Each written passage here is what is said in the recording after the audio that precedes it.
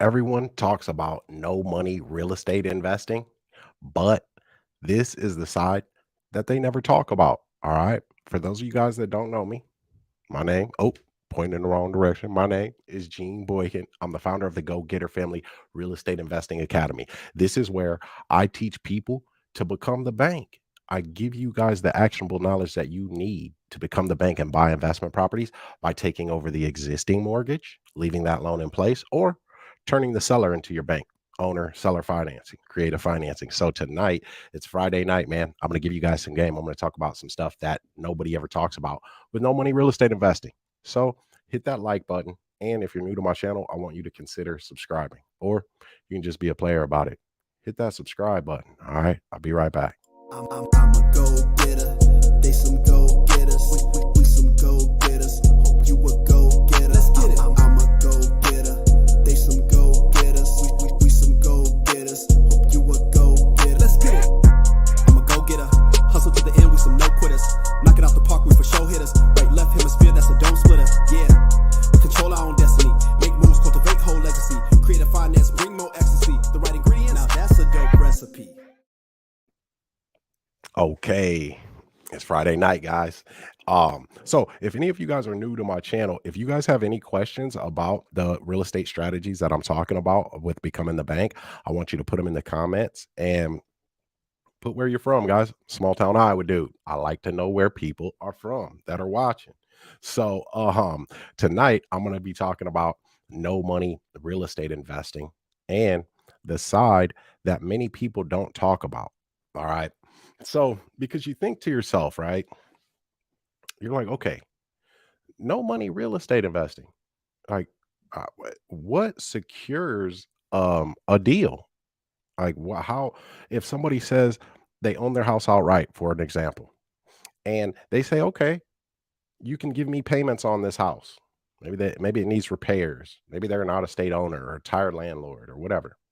And they say, okay, you can give me $1,000 a month, $100,000 over time, right? That's 100 months, and that's no interest if you negotiate it like that. That's the way we teach, but that's a whole nother thing. So you're like, okay, cool, right? There's a lot of different ways to do it. Okay, my time with God. Hey, boss man, this is Karina from Seattle. What's up, Karina? All right, thanks for popping in tonight. Guys, drop where you're from real quick in the comments, man. Karina started a fast. Thanks for coming in. Thanks for spending your time with your boy. All right, I appreciate it, man. I love pouring into y'all. So real quick, too, guys.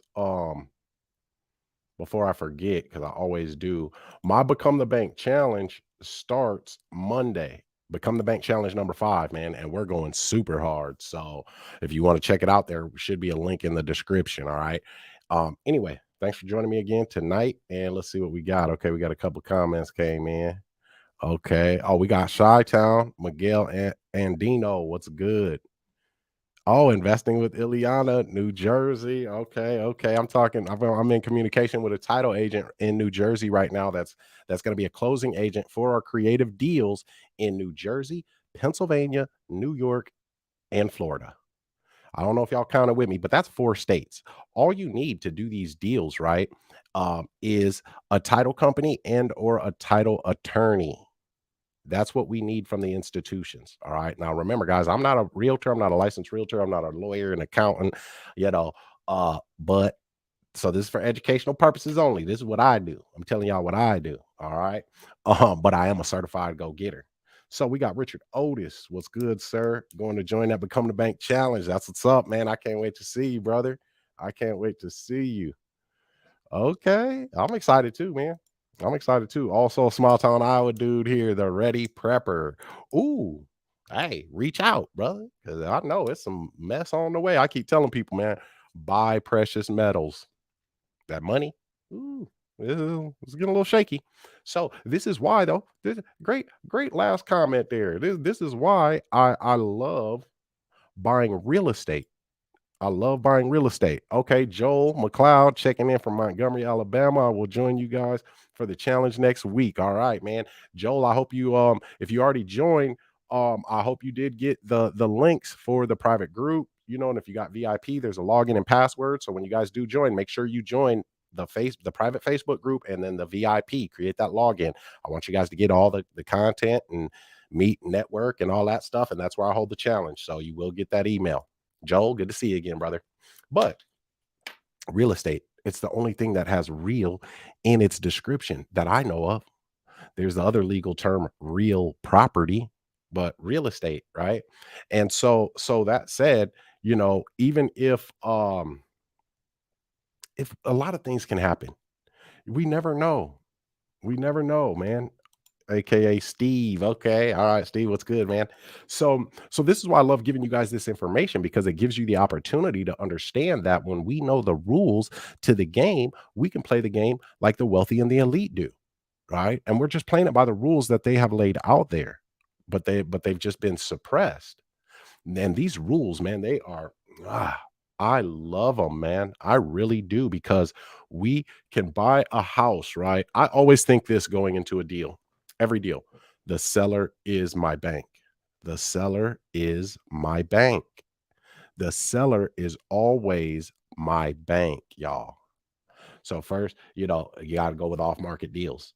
I love off-market deals. There's a great way to find them. And I'm going to be talking about that in the challenge. I'm going to show you guys where to find the best deals, how to find them, how to skip trace them, all that good stuff.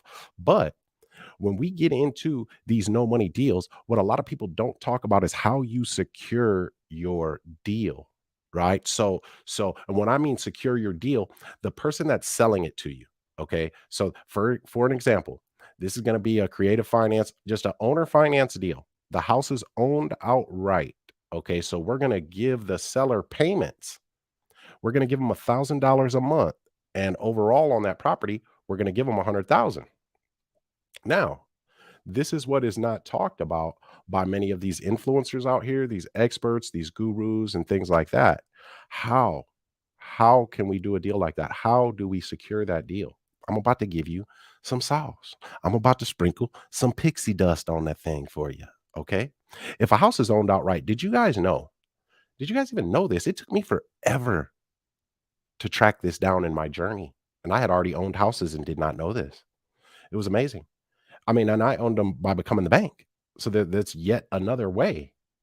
But if a home is owned outright where there is no mortgage on it, the only thing that the owner is paying on it is the insurance and the taxes. Well, we can go negotiate that deal for $100,000. We'll give them $1,000 a month, and they will transfer that deed to us. Boom.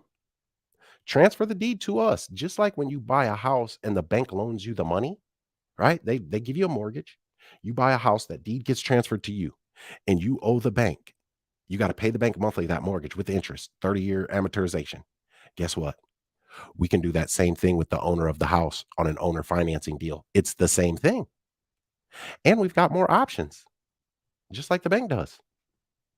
I don't want to get too deep, man, but the mortgage is the security. Okay. And then there's a note. There is a note. So you can buy that house from this seller, this owner that's owned outright for that $1,000 a month by having your contract, a standard purchase and sale agreement. In our standard purchase and sale agreement, our elite level one, it has the seller financing terms on the standard purchase and sale agreement. So there's a line in paragraph number 1, I believe it's subsection 3, where it asks you the amount due at closing, right? The amount due at closing. Well, if we're not giving them any down payment, we're going to give them $1,000 a month. The amount due at closing, guys, is zero. It's zero. We're getting that house, the deed transferred to us, and then in still in paragraph 1, but in subsection E, I believe it's E or D, it has the seller financing. And it says it, seller financing. So you would put $100,000, and then it says, see paragraph 14 for seller financing terms. So in paragraph 14, that's where you put the terms. That's it. So you got the deed in your name. So guess what you can do? Anything you want. You can rent that house out. You can lease it out. You can do Airbnb, short-term rentals. Now, when you get really, sprinkle that old pixie dust on that thing, you can actually do a second mortgage. and transfer the deed to them. It's a glorious thing. It'll just be a second position. It's a beautiful thing. So that's what they don't talk about that's what they don't talk about on YouTube, these gurus, these experts. Now, the other thing that we can do though too, on an owner financing deal and on a subject too, if we have to pay out some equity, so we take over a mortgage, okay, guys? But say that sellers own that house for 15 years, so they've got a ton of equity, and that equity is a lump sum. It might be 100,000 in equity, and we're taking over $200,000 mortgage. We bump into deals like this all the time. So what would happen is, instead of having that mortgage on the property as security, once you get that deed transferred to you, right? You get that deed transferred, boom. And instead of having a mortgage, because the mortgage is separate, guys, understand that the mortgage is a separate thing from the deed. Instead of a mortgage, you can instead have a privately held note. I don't think y'all heard what I just said there. You can have a privately held note where the owner, the old owner, the seller, is just holding this piece of paper. And that's what it is. It is a note. That's what dollar bills are. They are notes. So we can use a note to buy a house, and the note has the terms of our deal on it. $1,000 a month for boom, boom, boom. And then it talks about that. Well, I won't dive into all that, but it talks about if you default and what the interest would be and all of that stuff. But boom, it's a privately held note. Now you do a couple other things with that note, and you can make some money on the back end with that note. That's what banks do. I put up a call between me and a lender today in our upcoming private challenge group, the Become the Bank Challenge group. I put that recorded call up with me and a lender, man, because the lender was trying to play hardball and was playing hardball. And so I'm going to have to play hardball too. And the way I play hardball is in the subtlest of ways. The pen. The pen. It's mightier than the sword. So that recorded call, that lady, that customer service agent, she didn't know what the hell I was saying. When I when I told her, I didn't want to have to cause everybody a headache, so I want you guys to delay my client's foreclosure so that he can just go ahead and sell his house outright. That way he won't have his credit ruined and really his life, right? And I said, because really, I I don't want to have to take the time to, start researching and take a look at the pooling and servicing agreement and the securitization of that loan, right? And then see if it's being held by a REMIC trust. If the REMIC trust holds that note, I don't want to have to dig into all that. So I know she didn't know what the hell I was saying. I knew it. She did. She's a customer service agent. You guys are probably like, what the hell is he saying? There's a higher level to this stuff, but there's some things we can do. We've got control. We've got some power. So I put that call up in the challenge though, so that you guys could experience that, hear it real life, right? And understand that in doing this and becoming the bank, right, we will have obstruction. We will. It gives us control. We don't have to do what they would, see, we get to do what the wealthy and the elite do because they created those rules for them. We're no longer boxed in over here in those restrictive rules, man, that keep the middle class, the poor, and the shrinking little part of that upper class that's shrinking. That keeps us restricted, man, restrained. When we know these rules, guess what? We get to play the game like them. But in order to know those rules, right, you got to dig in. You got to dig in. You got to sharpen yourself up. That's what, my mentor Lou Brown again said. I don't know why I've been quoting Lou all day, man.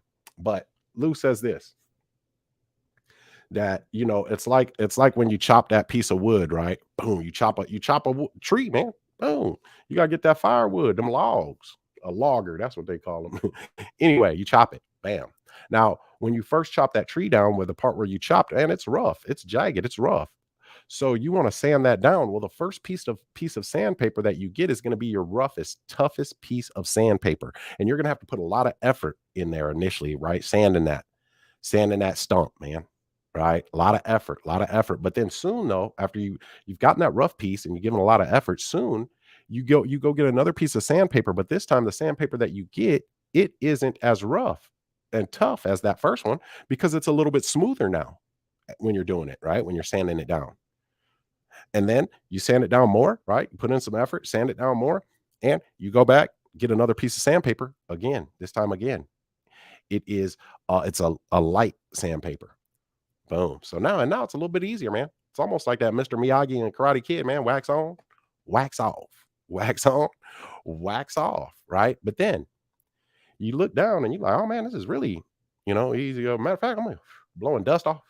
Look at you shining that thing up with your elbow. It looks good, man. So now you trade out the sandpaper for a microfiber cloth because now you're just shining it.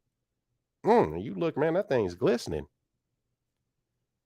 So you go from hard, man, hard, rough, medium to smoother to microfiber. Well, guess what? We're that wood. That's us in this journey. All right. So when we do that, man, we come out damn near unstoppable. So another thing with seller financing, right? What they don't tell you about. Another thing that they don't tell you about, are you guys, the people that are coming to the Become the Bank Challenge, man, I hope you guys are excited.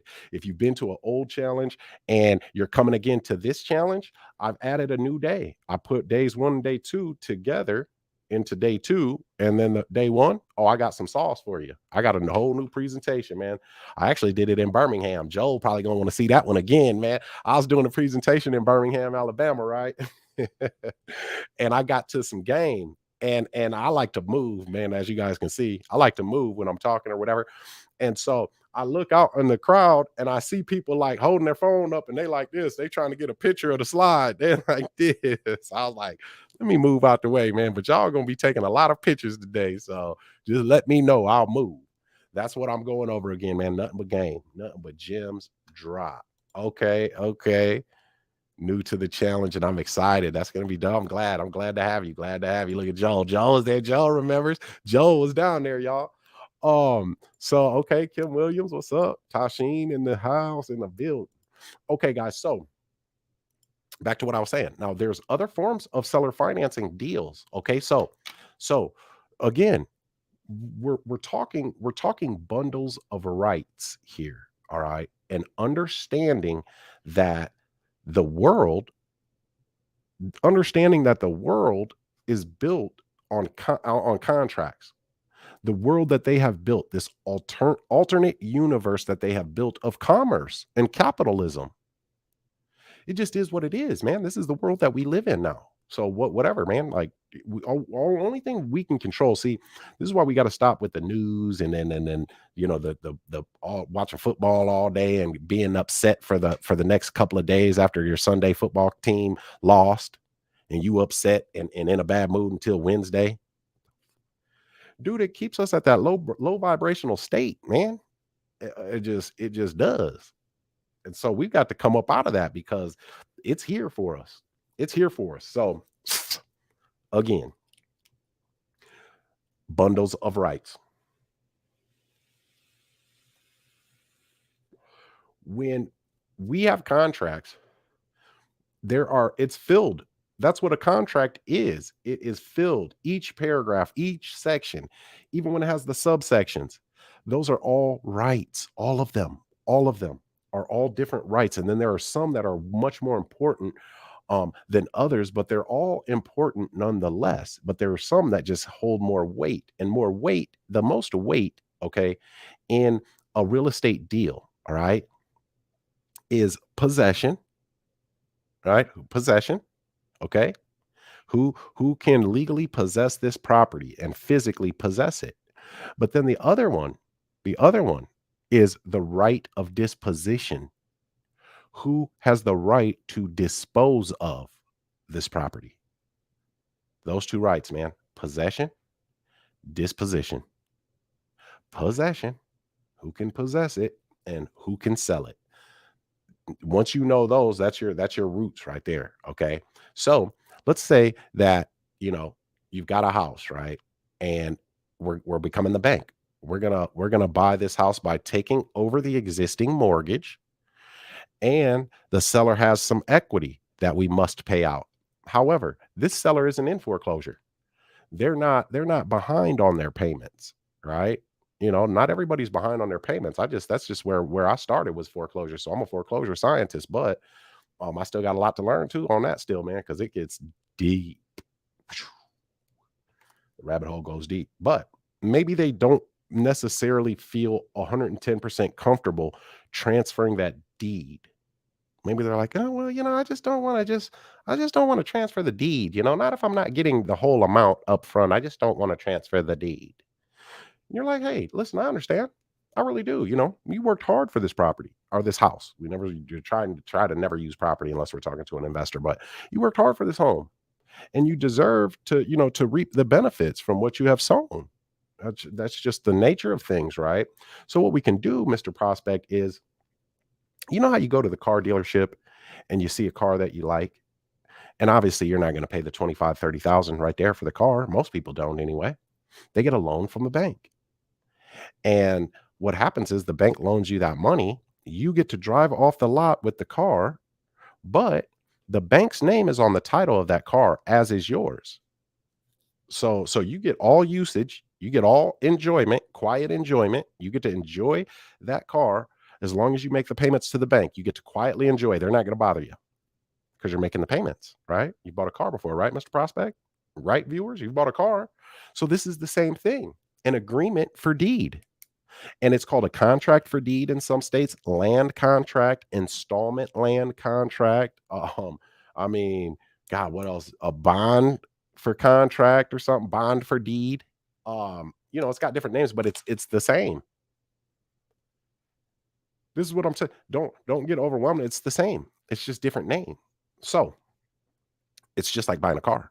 The seller gets to keep the deed, but now we get the rights, right? To that enjoyment. But the best part about an agreement for deed is that's the highest form of financial interest without having that deed transferred to you. So when you're buying on an agreement for deed, we take over the mortgage. So we take over that mortgage bank account and we're paying the bank directly. All right. And then if we've got some equity that we're paying out the seller, well, then we pay that to them separately. All right. We record that agreement for deed on public record. So that way it shows the deed holder and then it shows the contract holder. And voila. Now you got all rights to rent that property, to lease it, to Airbnb it, short-term rentals, long-term rentals. You can assign your agreement for deed to your buyer. As long as that contract, that agreement for deed is being lived up to, you have all rights to that property. And then once you pay off the seller that 100,000, right, or whatever it was at $1,000 a month, guess what? The deed gets transferred. Also, for those of you that are a little yes, an executory contract also, Joel. Thank you, brother. Yes, that's an agreement for deed. Yep. Yep. Mm-hmm. Good. Yeah, I like it, Joel. I like it. You're knowledgeable. I love that. I love that, dog. You're gonna love this. Ooh. Yes. So also, damn, I forgot what I was gonna say. I got hyped about that executory contract. I was like, okay, Joel knows something. Um, so that is the next highest form of financial interest and rights on a property without getting that deed transferred to you. And then also, I remember what I was going to say. Those that are a little concerned about the due on sale clause, which if you do it, our way, all I can say is we've never had a loan called due. Even never even had a loan called due. Right, and my mentors, the processes that I follow, never had a loan called due, but when you buy on an agreement for deed, guess what happens? That deed doesn't get transferred, right? We haven't satisfied that debt. We haven't paid off the mortgage. So we haven't transferred the deed. We've just transferred. We just assigned, our seller assigned us a big lump of financial interest, and they've assigned us possession of this property. So the due on sale clause is no longer a factor in an agreement for deed because the deed never transferred. That's what the due on sale is. The due on sale is if you transfer the deed without satisfying that existing mortgage that the bank has on it, they can call the loan due. Well, we're not transferring the deed. By the time we transfer the deed with an agreement for deed, guess what we've done? We've paid off the mortgage. So there's always a workaround, man. There's always a solution to the problem. Always a solution. So let me see. Richard Otis. Okay. Okay. That's my guy, Shedrick, right there. Shedrick, you ever get that check from that wholesale deal, man? We got a couple people getting checks.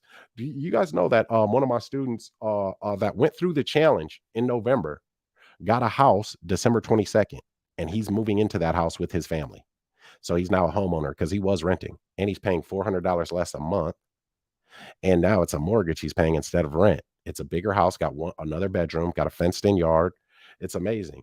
And Tashin, I see your question here, man. I posted it in the Google Classroom, man, and posted what to do. You get there, and Cheryl will send you that link, brother. She got you. She got you. So Joseph got a house, man. He won the November challenge, and December 22nd, boom, voila. As his trust owns it, deeded into his trust, bing, bang, bow. He's a homeowner now. His family has a home, and he's got twins and everything. And then Naomi, she's my student out of Atlanta. She's a realtor, closing the deal on February 13th. About 22,000. A little lightweight. You feel me? Little lightweight 22 bands. Nothing too major. You did. Shit, what? 22,000? Man, let's go. Run that. I need it. I want it. And she got no money in the deal, guys. She's got time, energy, and effort. So that's what it takes. So, guys, I know this stuff still got too much sugar in it. Shit, many followers as I got, they need to give me a damn sponsorship. So, anyway, guys, I got to get up out of here. Owner financing. What they do not talk about. What they do not talk about, guys, they don't talk about how you secure that deal, man. They just tell you what you can do.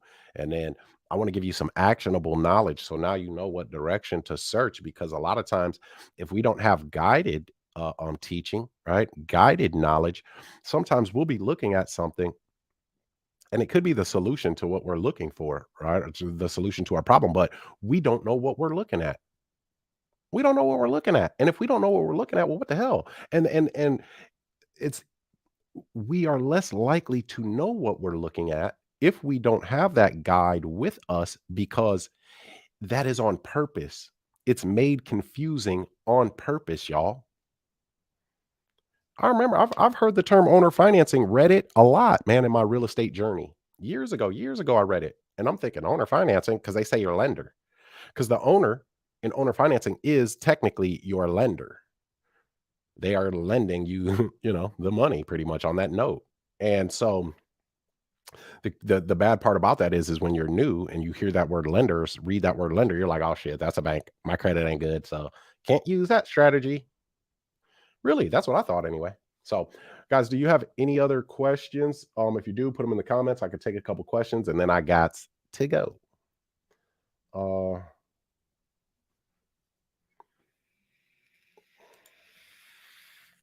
Nathaniel, where you from, man? So I'm so glad you are live, because I was thinking about your real estate methods and I'm in the middle of getting my realtor's license and wanted to ask a question. My question is, if someone has a 500K house, paid 300,000 off, lost their job during COVID, has not made payments for 6 months, and is in pre-foreclosure, is it possible to wholesale the house for 450, give them 20K to transfer the title via sub 2, pay off their mortgage, and keep the rest of the profits through double closing? Absolutely. 100%. You don't even gotta do that, brother. But yeah, absolutely. That's a wholesale deal. That's what that is. If you double close on it, right? But you wouldn't, I mean, double close is like you are damn near closing simultaneously. The title company will close your first transaction, and sometimes they do it in different stages, but they'll close with your seller and you, and then they'll close with your buyer and you as the seller, and then they take the money from your buyer and they pay your original seller. That's called a double closing. Okay, so in that scenario, my friend, that would not be a subject to deal, really, because you're not taking over that existing mortgage. But you're asking if you can actually structure the deal that way, where they got what'd you say, 20 or 30,000? I think you said here, yeah, where you give them 20 or 30,000 to transfer the title to you via, yeah, absolutely. Absolutely. It's just a wholesale deal that you'd be doing. Now, your title company, you've got to have those directions with your title company, because that's your disbursement there. That's your disbursement. And you can put it in the special notes, right? That you will be getting this amount because you're going to agree on a sale price. So it's about the way you negotiate it, Nathaniel. You'll say, hey, we'll take over your existing loan and give you debt relief because you're in, pre-foreclosure. I know you went through a difficult time, man, and things happen in life and you should not have your credit ruined for that. So we'll take over your existing loan and then, we can give you 20,000 of your equity out of that to help you out, right? Stop that foreclosure and we'll put some money in your pocket. Does that make sense? Are you against that? Boom. They say yes. So when they say yes on your purchase and sale agreement, if you plan on, see, I would always do it a sub-to deal. And then I'd go out and try to find my buyers. I like to keep the houses. So maybe I wouldn't make the 100,000 or 200,000 on the sale because I'm keeping the house, but I'll make, 20,000, 30,000 on the down payment and then have my new buyer servicing that mortgage for me. And they will have paid the 20 or 30,000 to my original seller. Now, at least you have that option when you've got it under contract subject to where you don't have to pay off that existing large amount. Because if you're initially looking for buyers to buy it outright for that, what'd you say, 450,000? Well, if you can't find somebody that's willing to pay that 450,000, at least you're not stuck like Chuck owing the what did you say they had left, like 200,000 or something like that on their loan. You're not stuck having to pay all that 200,000 when it comes time to close. You only have to pay the 20 or 30,000 that you agreed on with your seller, and you still close and get that deed transferred over, and then you just have to service the mortgage. Okay, so that's where having a little bit of teaching on foreclosures comes in. Great question though, man. Great question. Okay, you from Florida. He said, yes, perfect. This is exactly what I wanted to hear. That's what's up, man. Okay, no more questions. I don't see any question marks here, man. So I'm going to get on up out of here. I am a little bit hungry, y'all. I'm a little bit hungry. All right, guys. Hey, listen, I appreciate y'all, man. The Become the Bank Challenge starts Monday, February 6th, man. We've been rocking and rolling. There's going to be some people in this challenge that were just in the last challenge. Some of them are in the inner circle now, but they're hungry to learn, to sharpen up those skills, to have that hour Q&A before the challenge is ridiculously valuable, especially when you've already got some more new information too. Ooh, because now you're making movement, man. And the things that you got stuck on, guess what? You get to figure it out. Because I triple dog dare you to go Google some of this stuff. Joseph, he did a deal. His first deal, he said it was like a spit and handshake deal. We did the interview in the Facebook groups. Anyway, he pretty much, he did it as like a joint venture, I guess. I don't even know. But he was trying to find the documents on like Rocket Law or some shit. And when he went to closing and the deal was done and he had put in some money to fix it and all this stuff and paid the mortgage while he was fixing it, the lawyer at the title company, the closing attorney wouldn't honor his joint venture because it just wasn't right. So his buyer came with the money, and then the lawyer or closing agent got the money and sent all the money to his seller. She paid off the existing loan and then sent all the profit to his seller because the paperwork wasn't right. So he had to then get a hold of his seller and say, hey, my profit's in there and what we agreed on. Luckily, he was dealing with some good people, so they sent him his money. But shit, everybody ain't good. Everybody is not good. So y'all, I appreciate y'all, man. Okay, Richard. Yeah, it's all good, brother.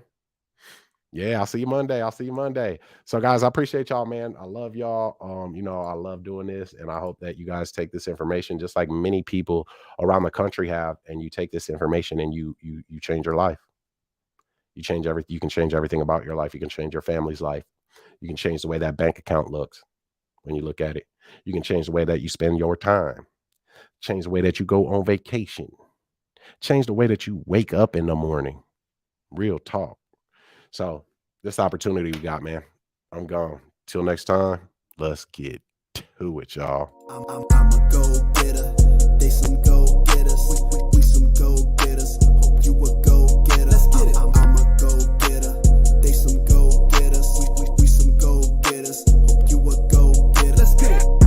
I'm a go-getter. Hustle to the end. We some no-quitters.